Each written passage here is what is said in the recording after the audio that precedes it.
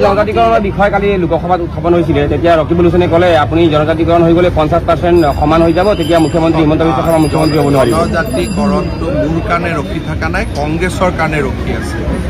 কংগ্ৰেছে বিধানসভাত কি প্ৰস্তাৱ পাছ কৰিছিল যে অসমৰ বৰ্তমানৰ জনজাতীয়সকলক NOC ল'বই লাগিব চৰকাৰে।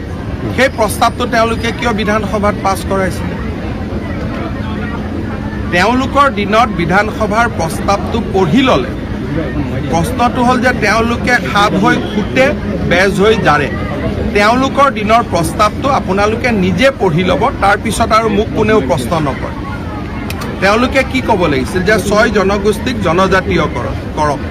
তেওঁলোকে লগত লিটিঙা এটা কিয় লগাই থলে যে বৰ্তমানৰ জনজাতীয় লোকৰ ক্ষতি নোহোৱাকৈ সেই শব্দটো কিয় লিখাই ৰাখিলে কংগ্ৰেছে? গতিকে কংগ্ৰেছে সেই উত্তৰটো দিয়ক যে সেই লগত টিলিঙাটো তেওঁলোকে কিয় লগাই দিয়ে, সেইটো সুধি লওক তেওঁলোকক তাৰ পিছত।